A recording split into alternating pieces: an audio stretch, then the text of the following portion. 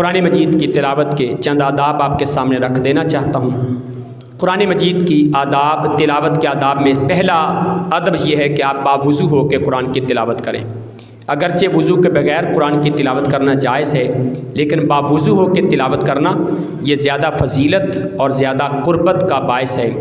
دوسرے نمبر پہ جب بھی قرآن کی تلاوت کریں اعوذ باللہ من الشیطان الرجیم یہ ضرور پڑھیں، یہ فرض ہے، اور بسم اللہ الرحمن الرحیم اس کو آپ استحباب کے طور پہ، پسندیدگی کے طور پہ، تبرک کے طور پہ آپ یہ بھی پڑھ سکتے ہیں۔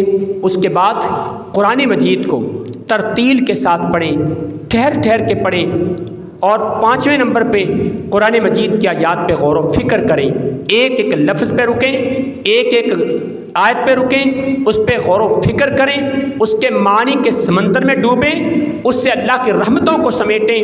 اور چھٹا ادب یہ ہے کہ قرآن مجید کو ہمیشہ بلند جگہ پہ رکھیں، نیچے صفوں پہ رکھ دینا اور اپنے پاؤں کے نعوذ باللہ برابر رکھ دینا، کسی ایسی جگہ پہ رکھنا جہاں عزت اور مروت کے خلاف ہے، ایسا کام نہ کیجیے۔ ہمارا ظاہری ادب بھی ہمیشہ نظر آنا چاہیے۔ قرآن مجید کو یوں پکڑ کے ایک عام کتاب کی طرح نہ چلیں، سینے سے لگا کے اس طرح سے چلیں۔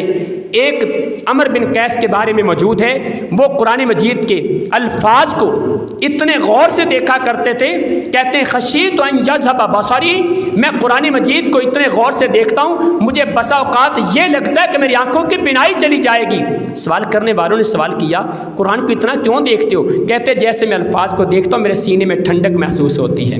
قرآن مجید کو اس انداز سے بھی دیکھا کریں، محبت اور پیار کے ساتھ۔ اور یہ بھی موجود ہے جب آپ قرآن مجید کے اوراق یوں پلٹتے ہیں نا، اوراق پلٹتے ہیں اور اپنے منہ سے لب لگا کے پھر اوراق پلٹتے ہیں، محدثین اس کو ناپسند کرتے تھے کہ آپ کے منہ کا لعاب قرآن مجید کے مقدس اوراق پہ نہیں لگنا چاہیے۔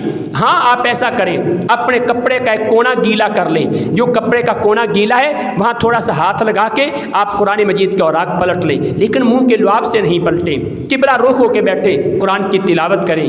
قرآن مجید سے پھر اللہ تعالیٰ ہمیں رونقیں اور بہاریں عطا فرمائے گا۔